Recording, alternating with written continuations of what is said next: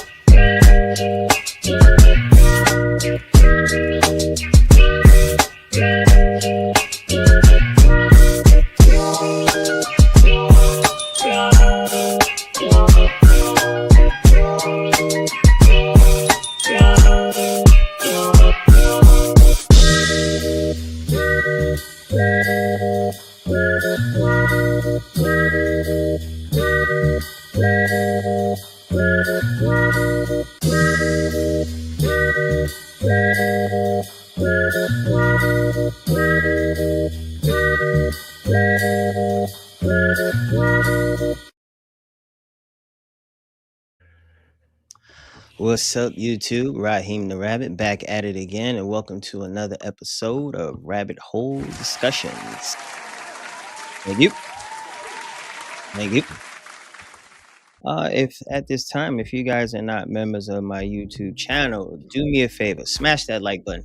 Also, hit the subscribe button and notification bell so you can get alerted when I upload new content. Today we have a special guest, and I'm gonna give him his just due and rabbit hole introduction. This brother right here, he currently served 24 years of honorable service in the Connecticut Police Department. Got to say cool for that, with the rank of captain. He has a master's in forensic psychology, PhD in leadership.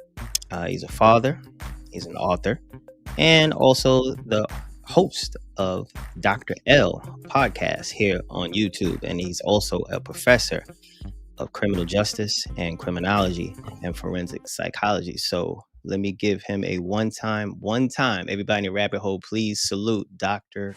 L. Dr. L. How you doing, my brother? I'm doing well, man. Thank you so much for having me. Appreciate it. Oh yes.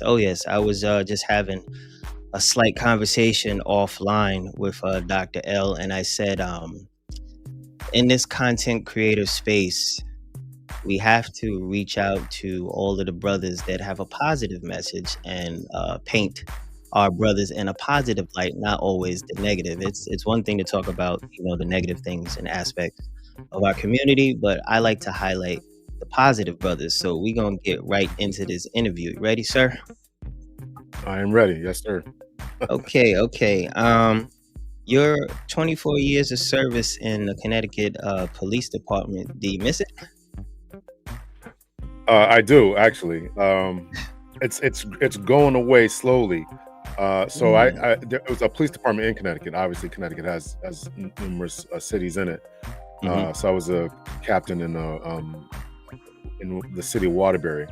Okay. So I spent 24 years there, and I miss it, man. I kind of had to leave a little bit sooner. I had some health concerns that kind of derailed me, and then I left in 2019. And then when COVID hit, once I got through the some of my injuries there, when COVID hit, I wanted to become a chief, but at that time, I had been out the game for so long that they were like, listen, you've been out the game for a little bit, so it's hard to kind of get back in. But I used to dream about it a lot. Matter of fact, I still have dreams probably once a week about it. I enjoyed my time in the police department. Yeah, I did. Really? Yeah. It was a good time. It was a good time. Met a lot of good people. Made a lot of long-standing friends. Helped a lot of people. I coached for a long time, so I made a big impact in my city. I coached for over 10 years when my kids were in that age group. So I coached, I met a lot of people, made a lot of impact in people's lives. People have come up to me in different stores and stuff. Hey, you remember me? I was a part of your team. I'm like, no, I don't. So I made a big impact. So I just want to try to give back. So yeah. Cool. I can appreciate that. Just FYI, I am also a service member. I did 4 years active duty Air Force, Okay. 96 to 2000. And I was stationed in Barksdale Air Force Base. Shout out to everybody, Shreveport, Bossier City. And I also did 4 years Army Reserves, the 389th Engineering Battalion. And after the Twin Towers got hit, unfortunately, my unit got activated and I was sent to Fort Leonard Wood, Missouri for 3 months of combat training. And I went to Iraq, Operation Iraqi Freedom, February 03 to May 04. Shout out to everybody, the 1st Army Division. Cool. I missed the Air Force. Air Force was fun because it was straight after high school, but the Army, not so much. Yeah. My son was in the Air Force, yeah, so I can understand that. Yeah, for me, the Air Force was fun. Yeah, it was fun. I can understand. Yeah. What school did you get your advanced degrees in, by the way? So my advanced degrees, my bachelor's was at the University of Phoenix. Okay. My master's was at Walden University, and my doctorate, which I completed in 2023, from the University of the Cumberlands, and that is in Kentucky. Yeah. Okay. Nice. You said you had some kids. How many? Boys, girls? So I have one boy and one girl who are naturally mine, and I have 2 stepsons. So actually, one of my stepsons reached out to me the other day and said, like, you should have me on the show. So I'm gonna have him on. We're gonna do a sit down about his life experiences and things like that. So that's gonna be coming up. So I like that. He wanted to come on. So we'll do it. Okay. Quick question. I know in this YouTube space, there is, I would say, in my loose opinion, there's an overage of life coaches, but you have advanced degrees and you have your master's and you have your doctorate. So my thing is, in your professional opinion or loose opinion, what is the difference, if any, if there's like a line in the sand between the life coach and then you are a doctor, you have your doctor. So what really is the difference between the life coach? Yeah, that's a good question. So that little thing above me and where my thumb is, it's like a blue with the top there and the white bottom there. That's actually a life coaching certificate. So I'm also a life coach. So there's no parameters currently to becoming a life coach. There are some schools that are starting to offer degrees in it, but there's no, right now there's currently no parameters to it. So what a life coach should be doing is helping you to get on track to overcome self-limiting, self-defeating ideas and holding you accountable to whatever it is that you want to do. There are relationship coaches who would hold you to the standards about whatever your relationships are. What are you looking for? Same thing a life coach could do and should do is, okay, where do you want your goals to be? Where do you want to be in 5 years, 10 years, etc.? And is going to hold you to those standards. It may even set up a plan for you to go by. Okay, here's what we're going to do this week. Here's what we're going to do next week. They help you with self-limiting ideas, right? So people think oftentimes that they can't do it, that they're struggling with different things from the past, and they can help you to focus on that. Where it gets murky at is that there are a lot of psychologists who are delving into that field as well. But if you're going to delve into the field of, if you're a clinically trained psychologist, you want to do life coaching, then you have to separate those two, because one is about deeping into family trauma and other traumas in your past, and the other one is about setting you up for your future. Now, I know that they're trying to blur the lines, but that's really what it is. So a doctorate is just the most highly the high level of education that you can achieve in any particular field. Mine happens to be leadership with a concentration in criminal justice.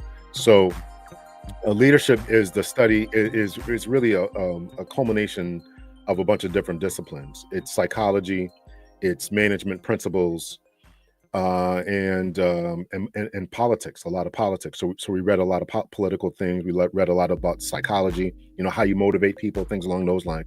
We had to study all these different types of theories, what management styles work, what management styles don't work.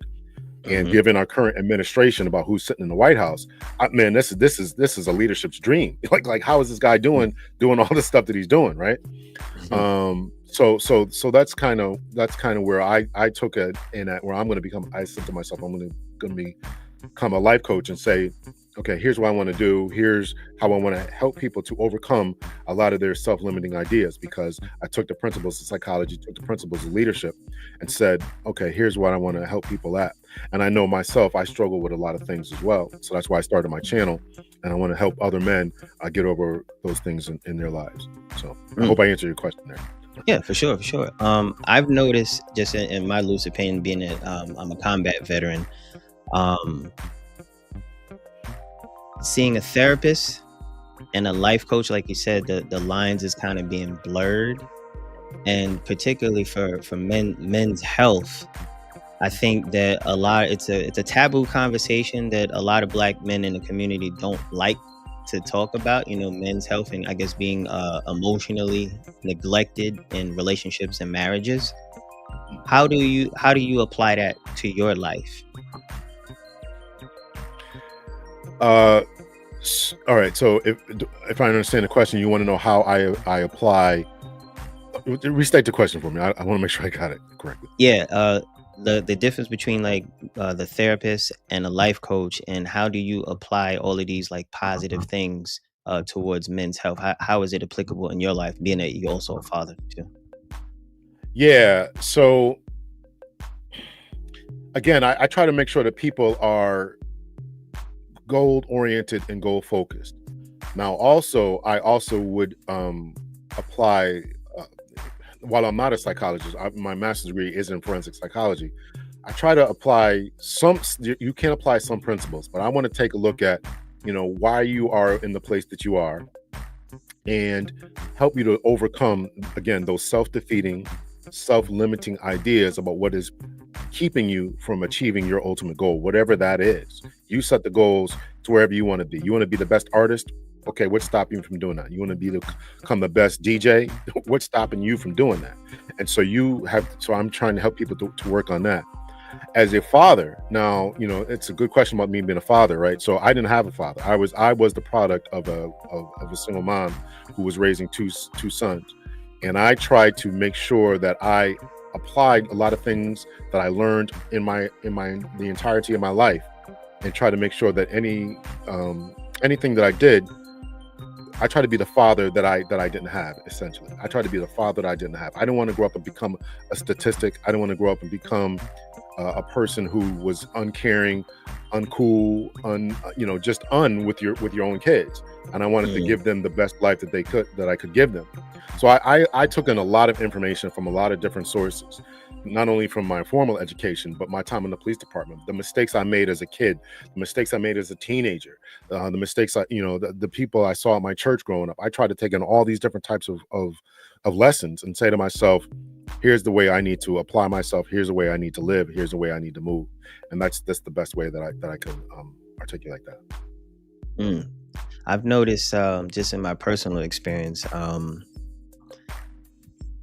how Black America looked in the 80s.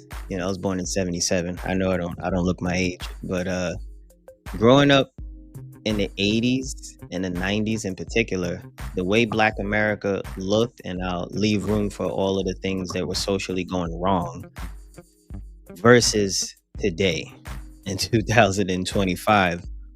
What are some of the things that you see in comparison to like the 80s and the 90s versus now? I have my 2 cents, but from your professional stance, what do you see some of the cultural differences between the 80s and 90s and now 2025? Yeah, I think that's a good question. First of all, man, yeah, you don't look your age, man. My junk is all gray. I'm only a couple of years older than you. So Man. yeah, that's how I feel. Like, oh man. So some of the cultural changes, right? So I think that there's two big things that have hit, and I think that the internet is one thing that really changed a lot. changed the landscape a lot as far as culture, as far as how we relate to each other, boys and girls, men and women, etc. I think that really has changed. You know, we all grew up in high schools where we, or the city I live in was a little larger. And we had, if you didn't know the people at your high school, or if you knew them all, right, you still had another high school across town that you could go to and date those women.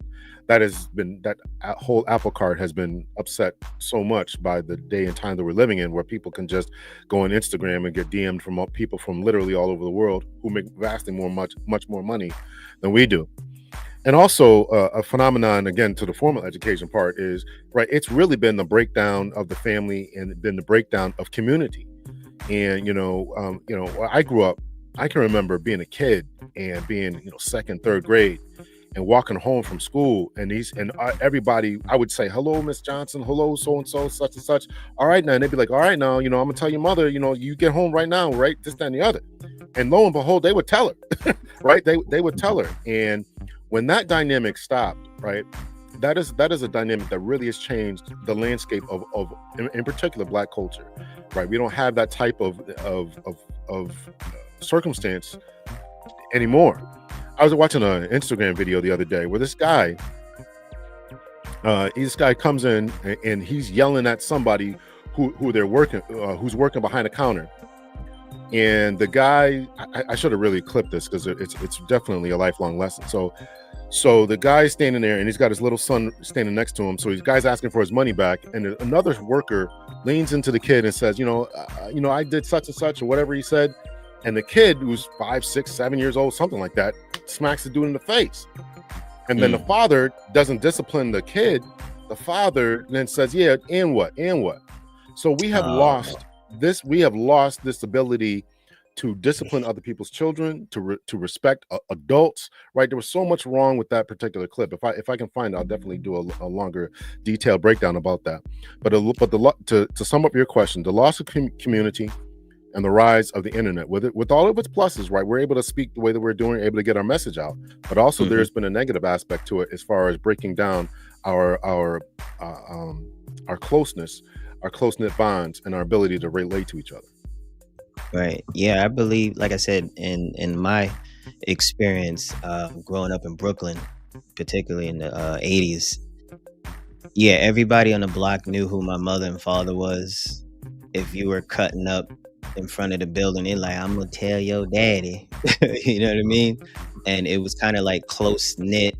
The things that I've done in the 80s, like I used to go to this funny story. I used to go to the store underneath the building, the corner store, and there used to be 4 guys always sitting in front of the liquor store. It used to be the Jamaican guy, Spanish guy, the white guy, and another cool guy just hanging out, playing dominoes and drinking. And they'll be like, hey, little man, hey, young blood, hey, do me a favor, go in the store and give me a Colt 45 and keep the change.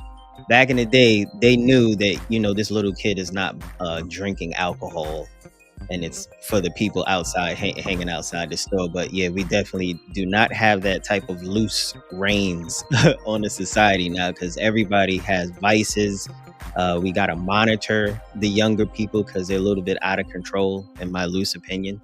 So that kind of like jumps into my next question. And this is very taboo. So for YouTube world, I'm gonna issue a trigger warning. This will be a little bit uncomfortable conversation, but I think it needs to be had because I see the difference in the way the Black community communicates and interacts with each other between men and women and boys and girls.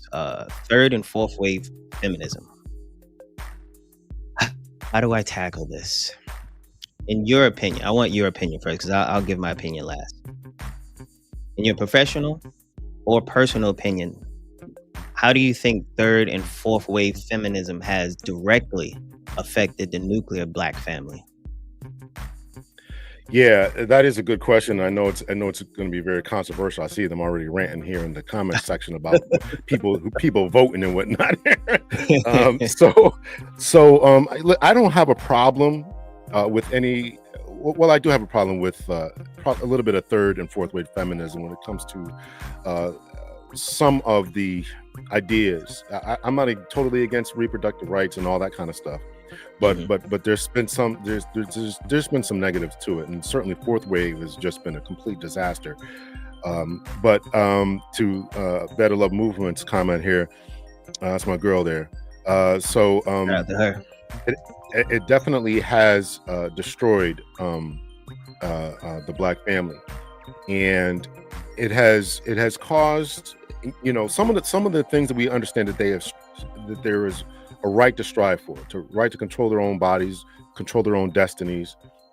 You know, I think we all get that, but their desire to be free from their own men, when that was not the origins or what the actual people, you know, the quote unquote the white feminists were trying to do. They just wanted to be able to buy property, have their own bank account, etc. Where in the black community, for some reason, it was just on steroids. And next thing you know, our communities are broken down. I spoke about what happened in the 1980s when you take the families away, when you destroy the families, and this connection, this interconnection of community is gone. The next thing you know, we have this situation where we're living in now. Third and fourth wave feminism have talked about you know, Black Lives Matter movement, and not that I'm against Black Lives Matter. I certainly think that they do matter, but the policy that was written on their website at one time was trying to eradicate and destroy the black family. Now I'm not against. Yeah, I saw it too.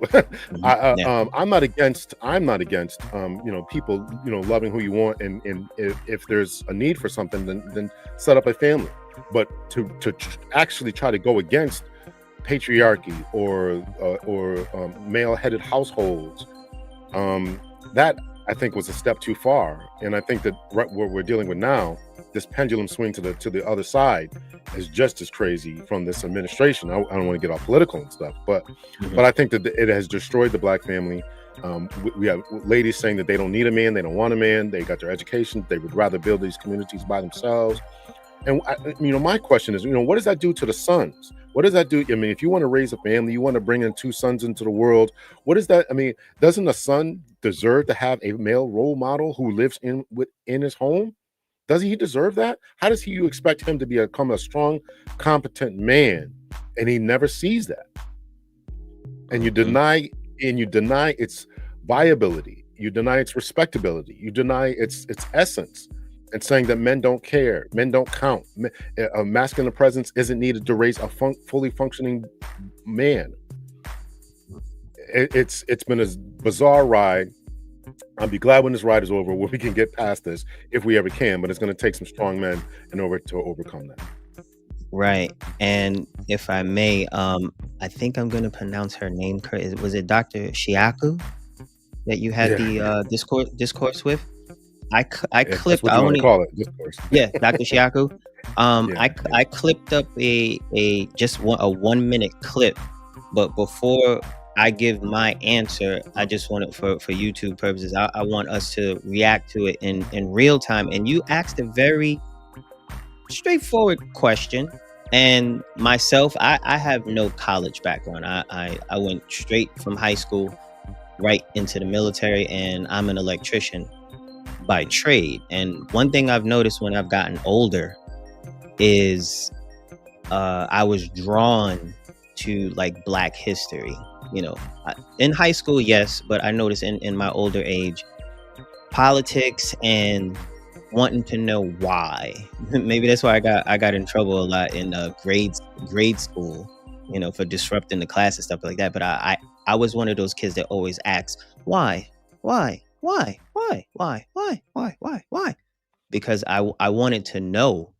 And then as a man, I was like, hey, wait a minute, something doesn't sit right with my spirit. Why is Black America the way that it is? So then I started digging.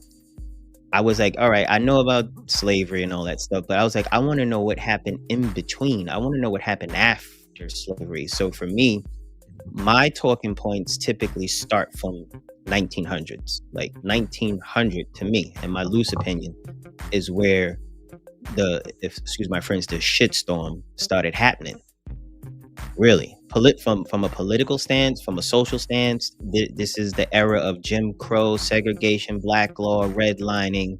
Black men were being hung all inside of this era. And I believe it's all, I call it an onion of a conversation, trying to explain the black experience in America. It's like an onion. It's so many layers. It's not just black and white. We can't just point the finger at one thing.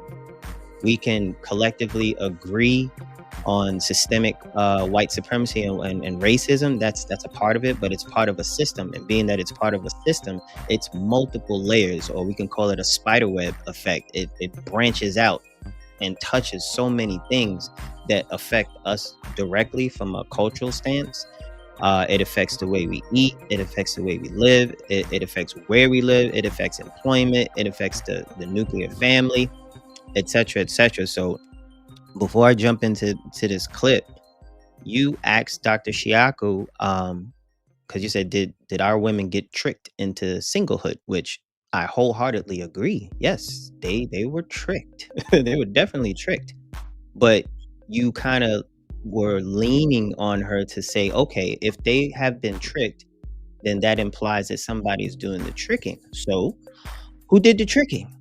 And for me, it was frustrating. You know, a young lady that has all of those accolades and education, she couldn't really pinpoint and give data, facts and statistics like you had. You were definitely well prepared with your discourse, but it was very disheartening to see that she couldn't just give a couple of verified points and we can go, you're right.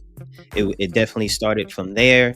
These people contributed, these people contributed, these people contributed. And it seems like she took the bait and then blamed black men as a whole. And for me, I didn't appreciate it. I was like, why are black men America's social punching bag? We get blamed for everything, even when half the time it doesn't have nothing to do with us.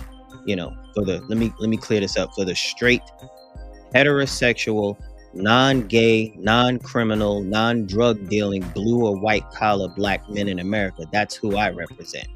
Particularly the blue collar. I represent the blue collar sector of America. So I always get into, you know, a headbutting conversation with a few people offline. And it's like, I will die on this hill representing blue collar men, because these are the men that built the country that we live in and we reap the benefits from. So let's just jump into this video real quick. Just a 1 minute clip. So let me set it up. Shout out to the content creator, Dr. L. If you get a chance, definitely go subscribe, go over to his channel and subscribe to his channel. There was a viral video that he uploaded. He actually uploaded 2 videos. It was part 1 and part 2. He had an interview scheduled of a young sister who is also a doctor. She has her doctorates, etc., etc. And they had a very interesting discourse, to say the least. And her views and opinions are very interesting. A few moments later. So what do you mean by tricked? That was one of the things that triggered me. Thus, I titled the show, "Have You All Been Tricked?" What do you mean by that? Are you talking about when I said black women have been tricked? That's correct. Yes. Tricked into being independent, tricked into being matriarch, tricked into doing everything for themselves, tricked into having so much pride that they're using defenses to say, yeah, I don't need it. I did this. I don't need this guy to help me. I did it all by myself. You know, I have this, I have that. You know, braggadocious behavior, prideful behavior. It's defense. They're just defenses.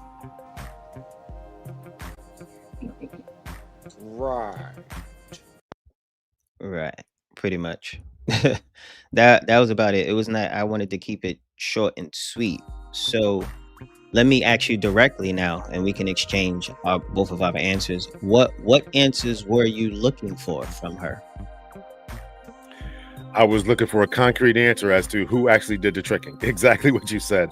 I wanted her to say either feminism, in particular, the white feminism, black aunties, mothers who fell along in line with that?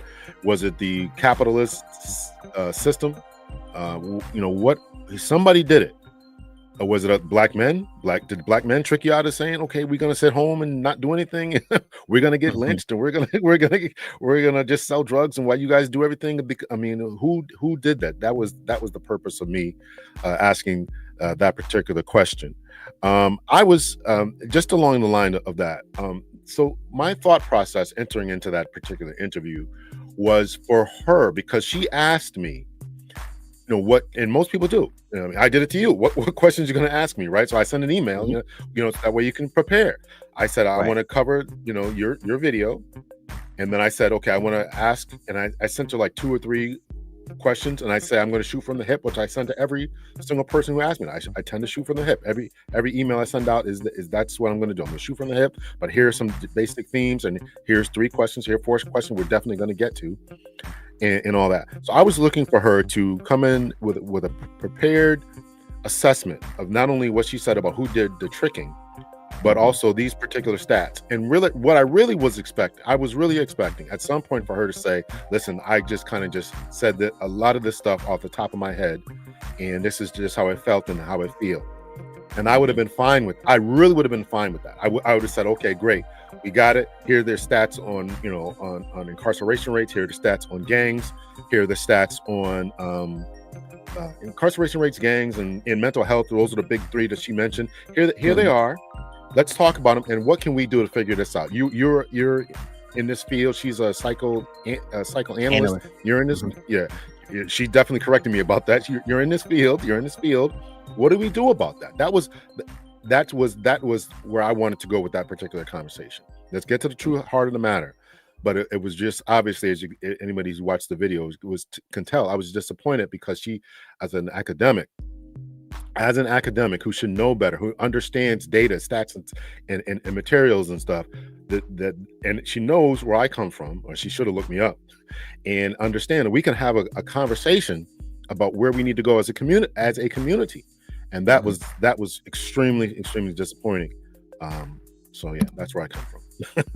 Yeah, I mean, now if I may, again, I am not a college grad, and for me, I like to have these conversations with people with advanced schooling, and it lets you know that you don't necessarily have to have an associate's, bachelor's, master's, doctorates to have these conversations, especially if you're thorough and you do your homework, And like I said, in high school, this was one of my favorite subjects, history, science, and art. So for me, it was like I was a little bit frustrated too, because I was like, well, hey, how come you didn't just start from 1963, or you could have went to 1920? That was worldwide, or especially in the United States, when women across the board got their rights. You could have started there, 1920, and then you could have came forward to the women's movement, 1963. Like, you could have started naming these dates and times, and you could have said, oh, the Caucasian ladies who led the feminist movement, they stomped their feet until they got their rights. Lyndon B. Johnson, the Rockefellers, they put millions and millions and millions of dollars into the United States economy to create white collar jobs, secretary jobs away from the environment, which all of the men in the country were doing. All of the blue collar jobs, all of the trades. I'm surprised that she didn't allude to, and this is one of my talking points. And I believe Dr. Umar actually said this on Power 105 in the Breakfast Club. If you notice, when the Industrial Revolution kind of fell by the wayside, they started taking all of these high school programs out of the high school. And this is going back to like my grandfather's era, rest in peace. Upon graduating from high school in that time, early 1900s, every guy like 17, 18, 19 graduating, they were graduating as a licensed plumber, a licensed carpenter, a licensed electrician, blacksmith, etc., or they just went to work at the factory. And they were able to sustain what we call a middle class middle class life, blue collar, middle class, and that one salary would take care of their household, and the wives would stay home and tend to the children and keep the house nice and clean and spiffy. But what the United States did, they removed all of these programs out of the school curriculum. And in the grand scheme of things, if you are familiar with the art of war, Sun Tzu, how do you defeat your enemy? You remove the male. And this is also in nature. If you remove the male, and in my loose opinion, if you have the lioness and her cubs, but the male is not there for the protection, she is now at the mercy of Mother Nature, and all the other predators can attack her and her young. So one and the same as human beings, meaning Black America. If you strategically remove the Black man out of the scenario, by default now, due to government programs like EBT, WIC, SNAP, whatever, Uncle Sam became the pseudo man of the house. And this is what you were alluding to, Black women being tricked into singlehood. They were tricked into leaning and supporting and leaning on government substance. They had social workers going around in New York City, Harlem, Detroit, Chicago to check on all of these low-income apartment housing, to check all of these single mothers, or now we call them baby mothers, because they were having a boom of babies out of wedlock. And they would go around and check to make sure that there was no man. They were looking for suits. They were looking for big size shoes to make sure that there was no man present whatsoever. And that would disqualify them to stay qualified for these programs. And I find it very strange that we can look this information up. Why is this small bit of information missing out of the school curriculum as to the destruction and dismantlement of the nuclear Black family? To me, I find it strange that I'm not a college grad. I can go out and seek this information and relay it to people. And even today in 2025, people are like, when did that happen? I'm like, how do you not know this? Like, how do you not know this? Yeah, I don't. It's not taught. Again, I have a master's degree in forensic psychology. We never ever talked about this. So it's not something that is spoken about. The destruction of the Black nuclear family is just not a subject that is discussed. They never talk about the Moynihan report. They never talk about the man in the house rule. It's just not brought up. So that's a huge problem that we have to continue. And fortunately, spaces like this, podcasts like this, Black scholars who put this information out there need to keep doing what they're doing, because otherwise it won't reach the people it needs to reach. And it's not until people get an understanding of this that they understand, the plight and how African American, the African American community, if there is such a thing, has become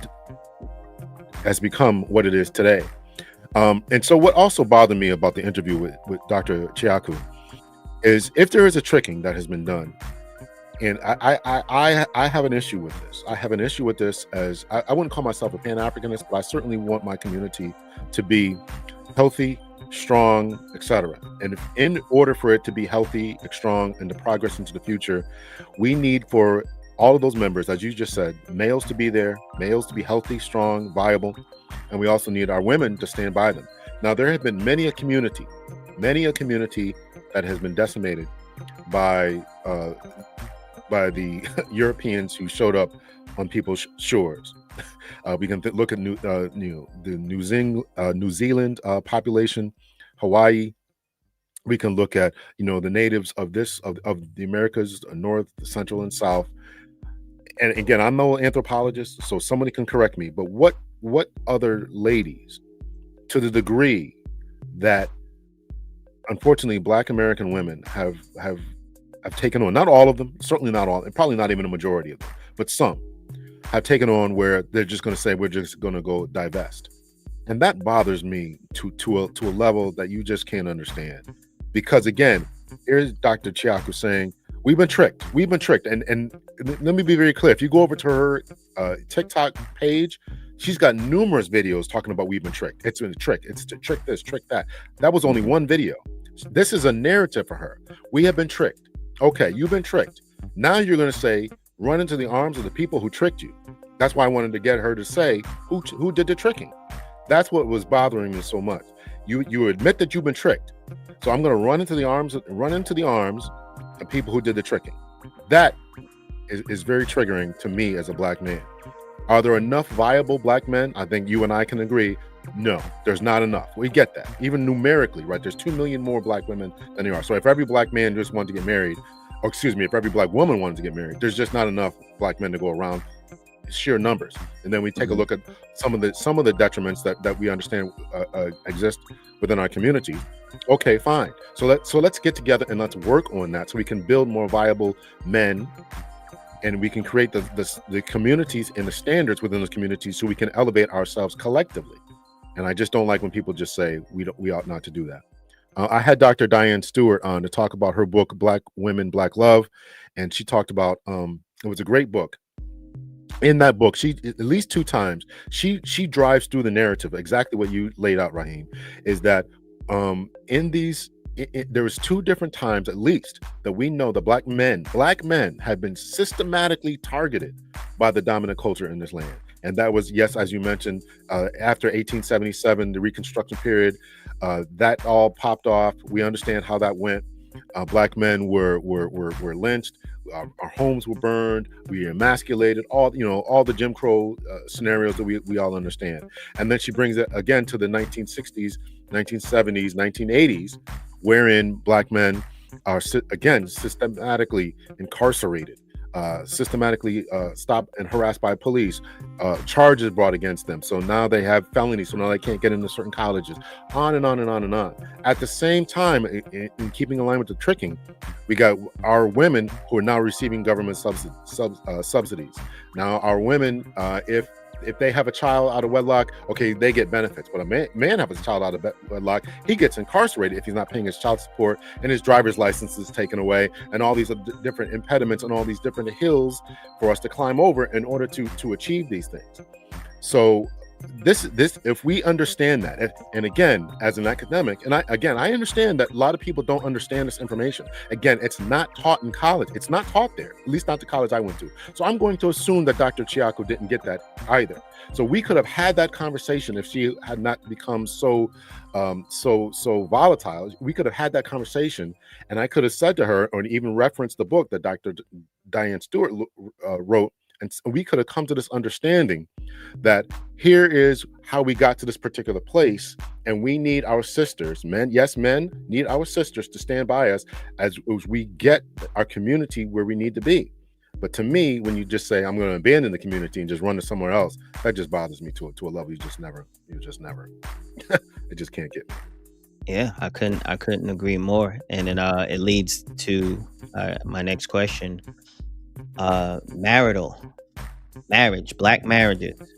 Now, I gotta give flowers when flowers is due. This man is no longer with us, but his talking points and videos is still like the holy grail.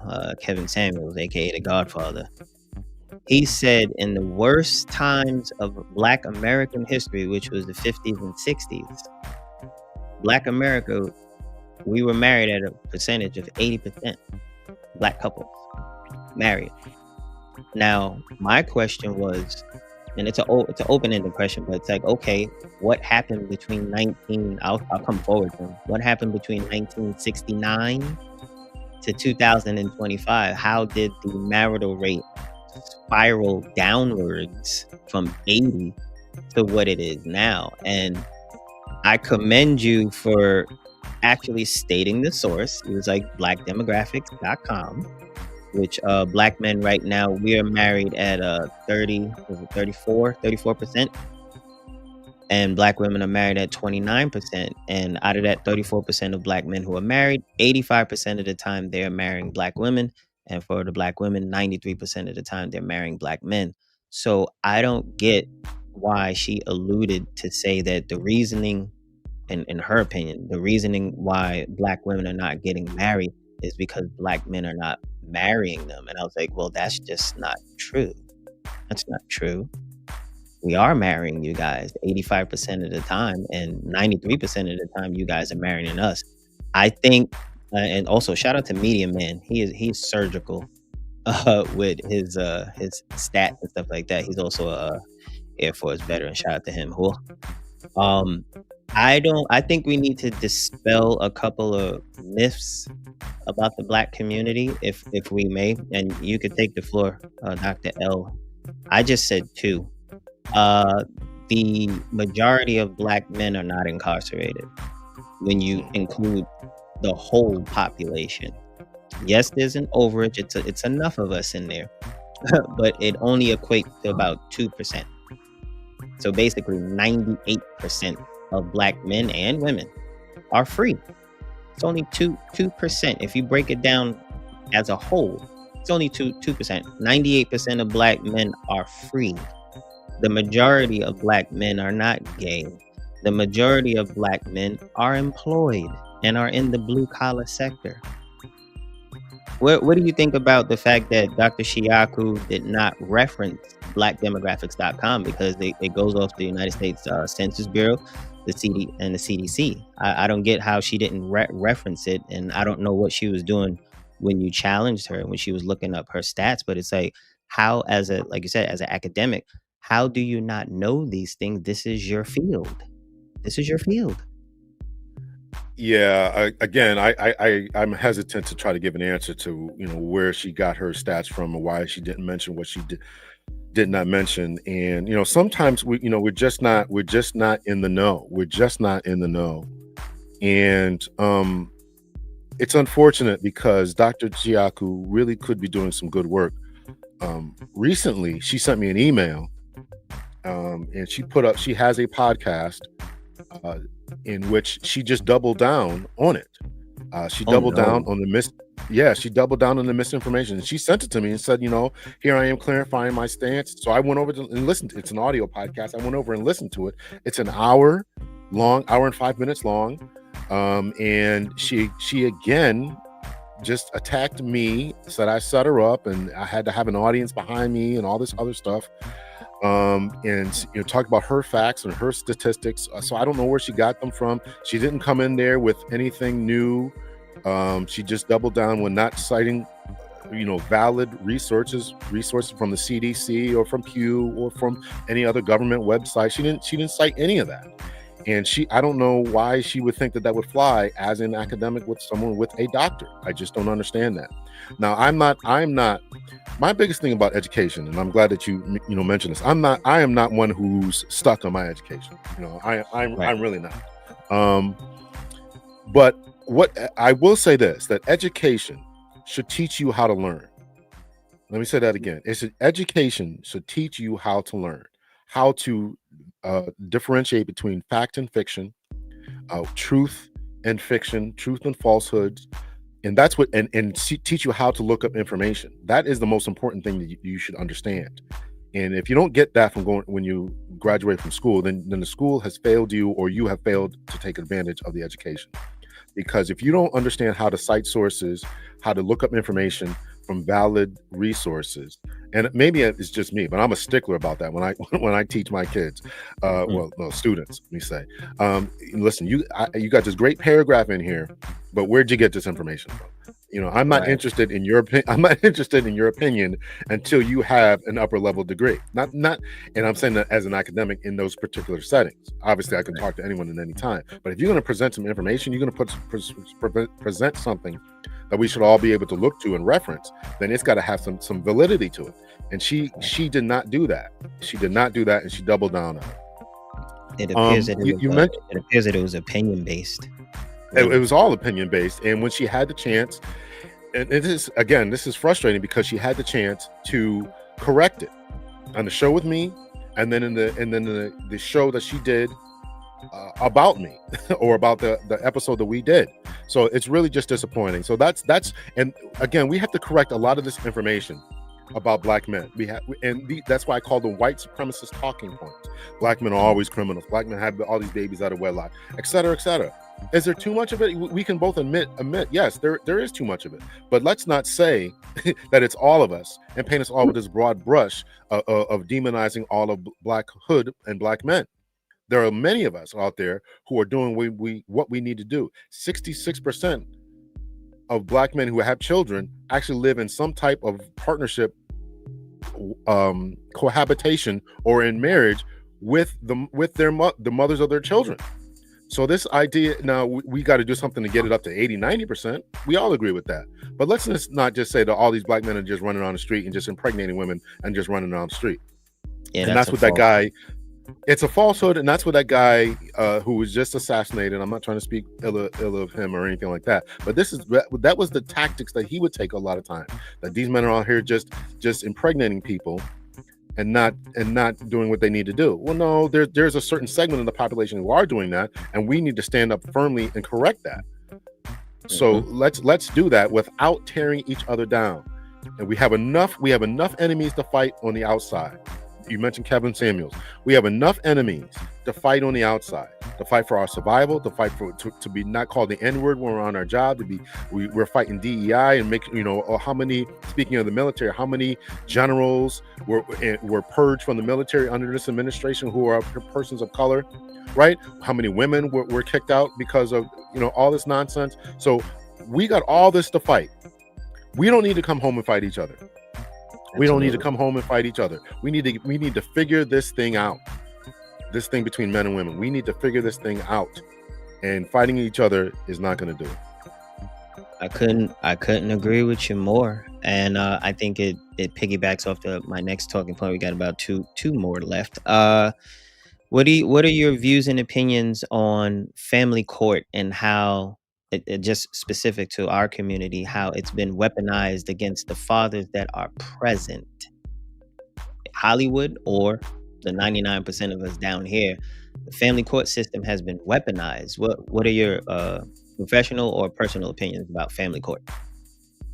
Well, here's the thing about family court. It is one of those courts that you enter into somehow voluntarily. And we have to make sure that we are not entering into that voluntarily. If we are engaged in, doing exactly what I talked about, having children and not being somehow connected to them, whether it's a commitment ceremony, spiritual ceremony, living in the house, cohabitation, full-on legal marriage, you got to do something about being in that. And we understand, again, that there was a lot of weaponization, as you mentioned, taken against us, as far as, and not us in particular, but certainly we have borne a great deal of the brunt of it, as far as the child support.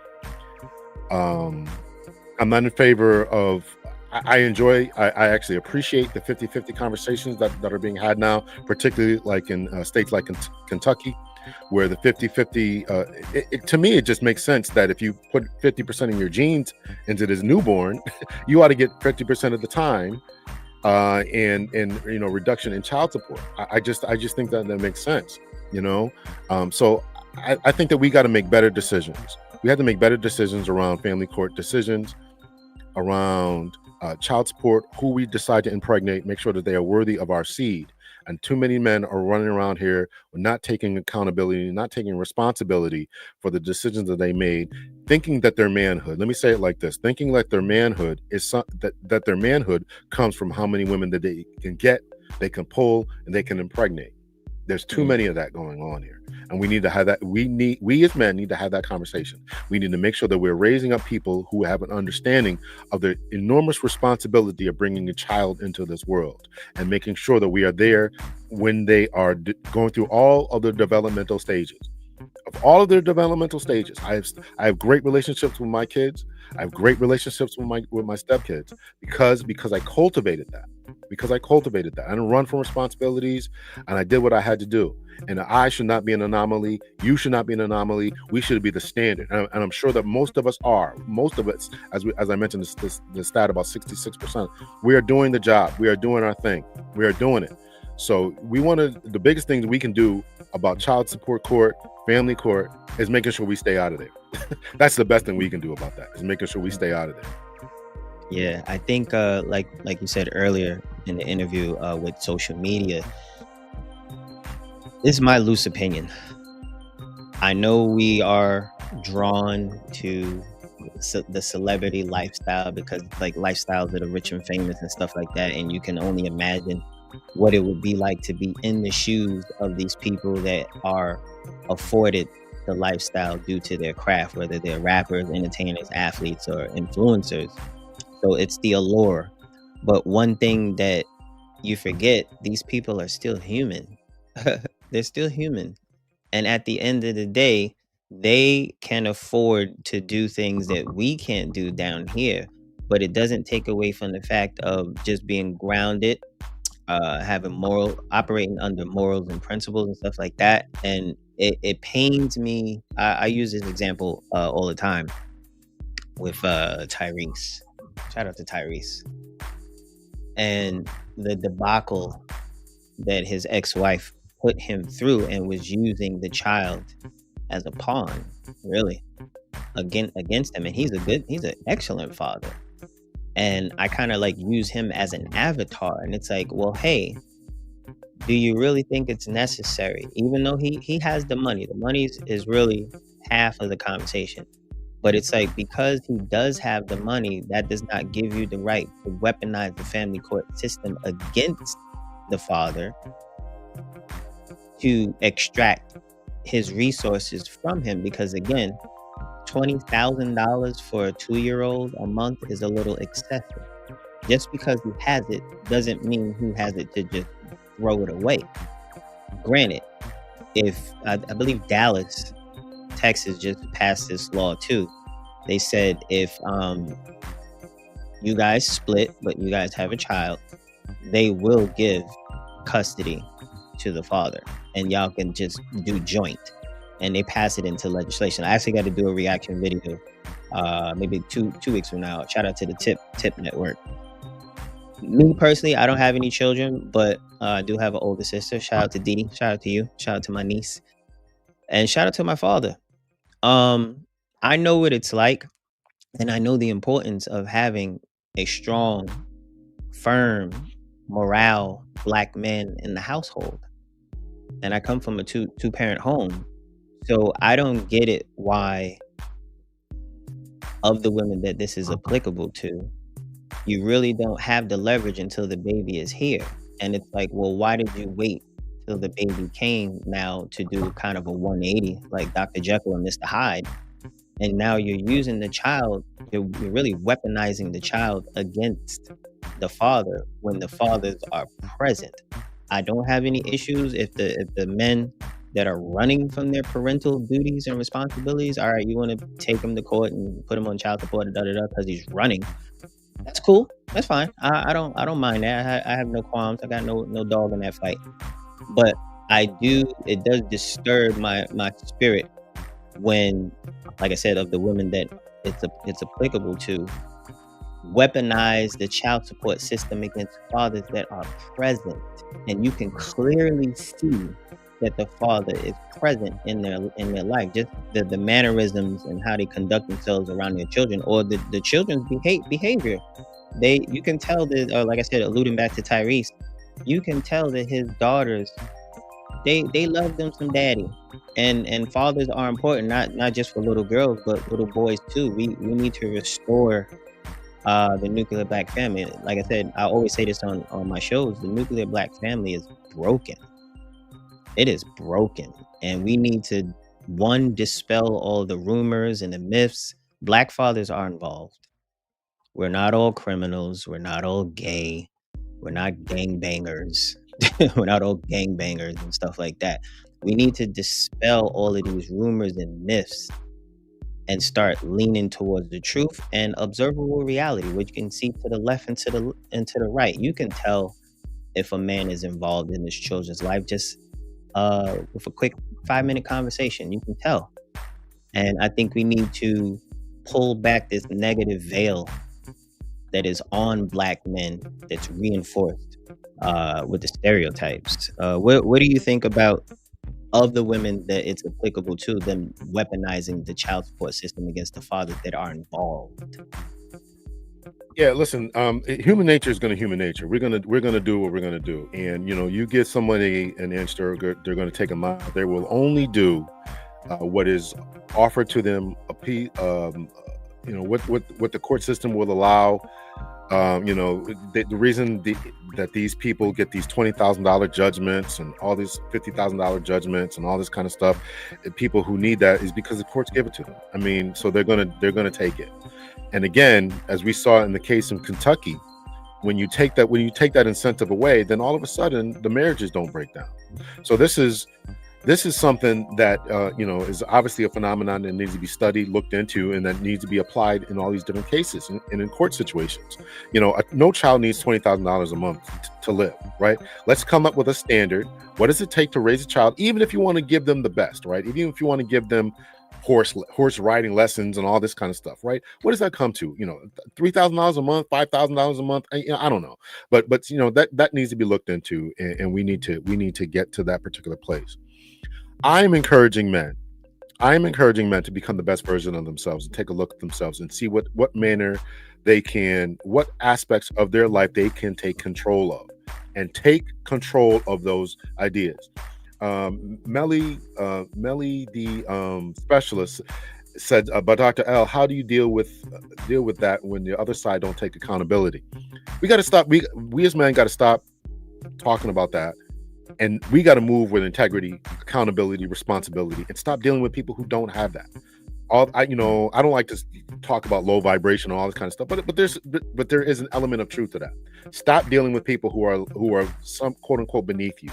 If you want a family, then you go for a family. And if a woman is somehow, we talked about, you rightly said, Raheem, that you can tell with the first couple of conversations whether a man is involved in his kid's life.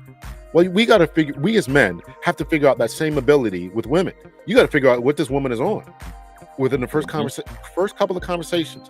What is this woman on? Is she the type to just be loosey goosey with her goods? Does she understand the value of a father in the home? Does she understand a value of traditional values and norms and community standards? Or is she just one that wants to run the streets all the time? We got to figure this out. And just because she looks good, talk about the 1980s and 1990s, right? What was that song? Never trust the big button and smile, right? The girl's Poison, right? So we got to adopt that again. They tried to tell us back then, and somehow we're still struggling to get this message today.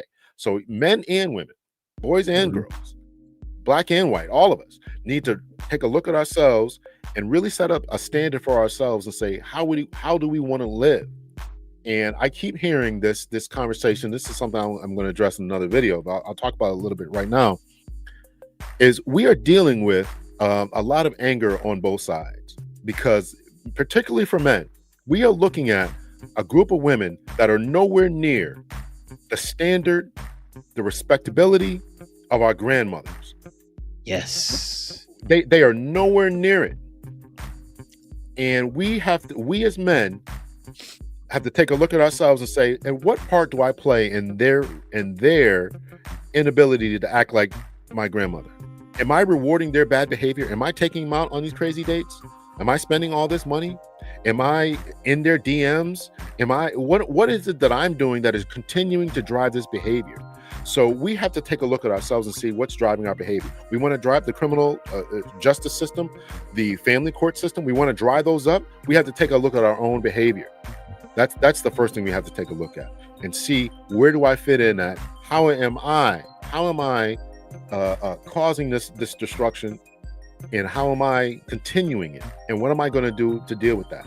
And it's one thing to take a look at the opposite sex and say they don't take accountability. They're out here doing this. Those are men who want wives, who want girlfriends, who want steady, fulfilling, emotionally secure relationships. That's what you're hearing. You're hearing men who are violently going out there and putting the stuff on the internet and saying there's no women left. You guys are all bunch of 304s, and you're doing this because they're mad because because they look out and they don't see anyone worth marrying, and they want them to be. But we had to figure out a different way, and what that different way is about addressing them is to say, all right, we pulling back. No more dates. No more, no more anything, right? We're going MGTOW. We're going to go our own way. And if you really want us, then you'll meet us at our standard. And my standard is how you dress. My standard is how you talk to me. My standard is how you show up in the world. My standard is how you keep house, right? Stop dating these women who can't cook. Stop dating these women who can't clean. And I'm not talking about don't want to do it. I'm talking about they don't know how to do it. But Right. you have to be this emotional guy who knows how to do all this different type of stuff and change tires and build houses from scratch and make paper from wood outside. And you got to do all this kind of stuff, and they just got to show up and look pretty. No, stop dealing with them type of women. Stop dealing with those types of women. Yeah, I couldn't. And again, like you said, it's the frustration of the men out here with the husband mindset. We are hearing the frustration of the men. Granted, we're not perfect neither. There are men out there that are not performing to the standard, and we will allow that information to be dropped in the bucket. But in comparison to the moral majority, you wonder why 54% of black men are single and childless, because again, they've had an awakening. They've had an awakening, and they're like, you know what? I'm going to protect my seed, as a medium man says. Protect your seed, brothers. Don't be out here just wildly spreading your royal oats, like Prince Hakeem from Coming to America. But I'll say this in closing. I've seen, like I said, I've seen the difference from the 80s and the 90s to now. I've seen the deterioration of the quality of black women, like you said, in compared to our grandma's generation, and even my mother's generation. Here's the funny thing. Here's the irony in the conversation, right? I have these very contentious conversations, maybe contentious with the women who have been, I guess, indoctrinated or infected by third and fourth wave feminism, just the mindset. I have these conversations with my mother, and they're laughable. My mother chuckles. She'd be like, I don't know, son. I can't understand why these women out here running amok in so many words. And I go, yeah, Ma, what's going on here? It's like, I compare it to back in the days. Back in the days, it was so simple. Do you like me? Check. Yes. No. Maybe. And even if you got the no, okay, move along, cast your rod out, and there's plenty of fish in the sea. And as long as you are performing to the standard, like Kevin Samuel said, CIA, confident, intelligent, and assertive, there's plenty of us out here. The problem is, it's the quality of woman. The quality of woman has really went into the dumpster. And my analogy, for all the people who love the movie The Titanic, in my loose opinion, the black community today represents the Titanic, a sinking boat. So all of the people who are currently on the boat while it's going down represent the negative aspect. The people who want to survive and the people who want to do better have jumped ship already, or at least if they're concerned about their brothers and sisters, they swam back and it's like, hey, I'm gonna need you guys to jump off the boat if you want to do better. Come with us, and we'll bring you to shore to safety, and let's rebuild this kind of utopia, if you may. But I need you to get off the boat because it's going down, and it's going down fast. And unfortunately, the, I guess, unwillingness to do better, a good chunk of our men and women are still stuck on this sinking Titanic, and they just refuse. Like you said, they refuse to do better. So my thing is, I've learned in my travels, you can't save everybody. You can't. Some people are gonna get it, some people are not gonna get it. Me, I've been jump ship. I jump shipped, and I gracefully removed myself from this cesspool. So I'm enjoying my bird's eye view on the fence like an eagle, and I'm just watching. I'm watching the chaos, and I'm just a reporter. That's it. At this point in the junction, I'm just a reporter. And it's like, well, we shouldn't be crucified for reporting what we see. And you can't tell us that we're not seeing what we're seeing, because I have a vantage point. I'm not on the boat anymore. I've been jumped off. So in closing, what would you what message would you relay to the men, and what message would you relay to the women to kind of metaphorically put a band-aid on Black America? But we need to heal first. We need to acknowledge that that a scar, a wound is there, but we need to repair it. What would be your message for the men and women? I think that in reference, I'm going to reference this to those who think like Dr. Chiaku. I think that they need to do a lot more research into the history of this country and to understand, how we got to this particular place. Pick up a book such as Diane Stewart's book. Read some information. There are plenty of blogs, and you don't have to buy a book, but there's plenty of blogs. Listen to the content of, some positive Black male YouTubers who are trying to put out this message, and just listen to what they have to say and just see if there's been a misunderstanding. What are the numbers about incarceration, mental health? Why are Black men not going to church? Why are Black men not going to therapy? Don't just assume things, look into them. I would also say to women, and this is a question that Quality Assurance asked, if the quality has depreciated in women, why do you think that is? I think that there has been a lack of multitasking, in all honesty. Before we heard 8 and 9 and 10-year-olds making dinner for everyone, the girls. Myself. Why has this stopped? Why has this stopped? Talking about going to college, as if you can't go to college and meet the love of your life or meet someone to partner up with while you're there. I don't understand why that's a thing. So there's been a concentration on one aspect and one aspect only. So learn to multitask. To the men out there, I would say, get on your game, get on your grind. Also, learn to multitask. I'm not going to exclude them from that, right? So I definitely agree that if a man is trying to do it, such as yourself, Raheem, you went to the military, you learned, became an electrician. It seems like you're being well read and multitasking in that way, DJing, and got a YouTube. You got your hand on a lot of different things, and that increases your brain power. It increases what you're doing and how you're moving in the world. So continue to do that, and I'm sure that is an attraction to women. So I think that both sides got to learn to multitask. And if we're not seeing and if you're a man in particular, because I want to make male content, male-centered content. If you're a man and you're on your game, you're doing what you got to do. Again, if you're on your game, and by on your game, I'm saying that you're, educating yourself, whatever that means. You're making money. You're in the gym, eating right, being the whole version of yourself, the whole best version of yourself, and you're not running into these viable women that you think are worthy of your, as High Vibe put it, your forebears or foreparents. Then just move on. Don't get mad at them. Don't try to beat them up in comment section.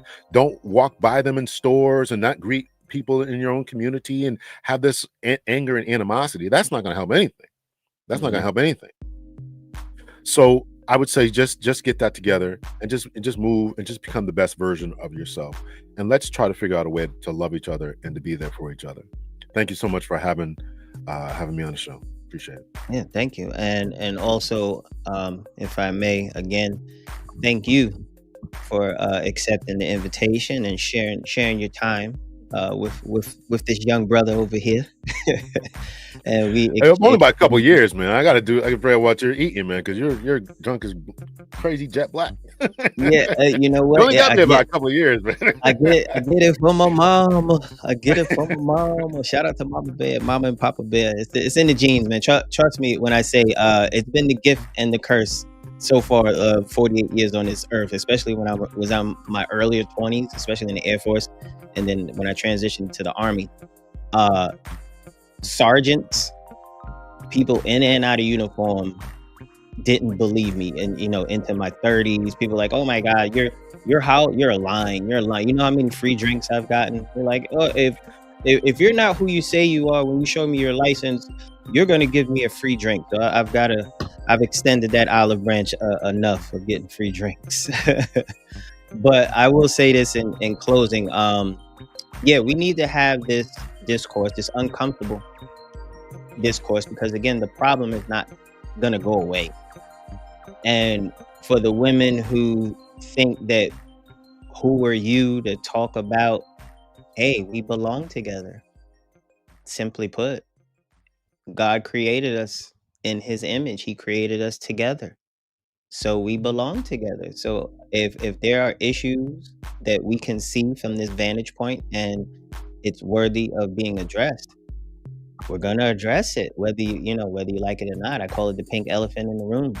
My analogy for Black America, under normal social conditions, we're all gray and brown elephants operating under normal circumstances. Anybody that makes our community look bad or our ethnic image, tearing down our ethnic image, represents the pink elephant. Hence the pink elephant in the room. So let's not act like there isn't pink elephants amongst us gray and brown elephants. There are pink elephants in the room, and we need to address them. We can have this type of civil discourse without getting angry at each other and throwing ad hominem attacks. I know sometimes emotions are on high. We get angry, we get frustrated because you're not getting the answer that you would like. But at the end of the day, if we can actually sit down as men and women, Black men and women, and have these uncomfortable conversations, but ultimately come to resolution. My thing is, with my 8-year military background, respect is big for me. And like you alluded to earlier, respect. I don't think the respect part is there for just average Black men, blue or white collar, but particularly the blue collar sector of America. I don't think the respect factor is there. So love is cool. That Al Green stuff, love and happiness is cool.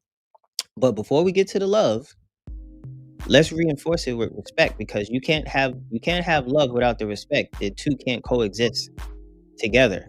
Like Kevin Samuels used to say, French toast your love. If you don't respect the man that shares your reflection in the mirror, French toast your love. You can have it, keep it. I don't want it. That's why 54% of Black men are single and childless. They demand respect. And if you're not going to respect them, then you can't get mad at the choices that they make moving forward in the short life that we're here on Mother Earth. If they choose to, quote unquote, date out or date another melanated version of a woman, but just not a Black woman, you can't get upset. Ultimately, we are the gatekeepers of relationships and marriage, and women abroad, they are the gatekeepers of who gets sex and who gets born. But together, we come together as a beautiful marriage. So I hope this conversation helps. And Dr. L, I definitely will be reaching back out to you. I would love to have you on a panel show. Typically, we do our panel shows 6 p.m. every Friday, but I have a DJ gig to go do later on today, so I had to postpone it for next week. Shout out to Fatherhood Matters Diverse the First. I'll be DJing the Fatherhood Awards later on Staten Island. So shout out to all the fathers that will be receiving an award today, stand-up fathers in the community. So in closing, I will say this: we need to just come to a solution, and we need to do better. But ultimately, ladies and gentlemen, we need to reinforce family values. We need to repair the nuclear Black family, and respect needs to come first before love. Respect. We need to reinforce respect, and I think everything will pretty much pan itself out. So Dr. L, I want to definitely thank you for coming on here, Rabbit Hole Discussions. I appreciate you, my brother. We can always have a conversation offline, and I could come on your show, whatever. We can have a discourse, whatever, political, anything that socially involves Black people. And as always, if you guys are not members of our YouTube channel, myself and Dr. L, make sure you smash that like button. Like Kevin said, hit my like button.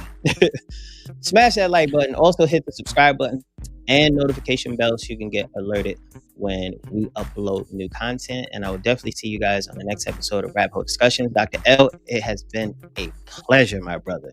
I appreciate you. Yes, sir. Can I just say, just thank you to everyone from my chat that chimed in. Glorious Love and Better Love Movement, Marlon Weaver, Miss Plum, who's I think on both sides here. That's Miss Plum. Bye, Rhonda Payne, Erica Hansen, Landon, Garrett was here for a little bit. Anyone else I missed? Thank you guys so much for checking in. I appreciate that. You guys are making it do what it do. Joho, a couple other people here. Glorious Love, I think I've mentioned. Everyone else, there's a couple of other people who are watching, just watching, don't say anything, but I appreciate y'all checking it out. Thank you. I definitely will have you on. And just let me know when you want me on the panel discussion. We'll make it do it. All right. And like I said, my brother, thank you, sir, for pulling up on us. And I'm gonna be the next YouTube version of Arsenio Hall. Be on the lookout. Be on the lookout for these one-on-one interviews. Like I said, shout out to my brother Chris. He deemed me the YouTube version of Arsenio Hall. So I'm gonna be reaching out to all you YouTube content creators that I favor their message, and we can have this civil discourse. So until next time, peace. We is gone.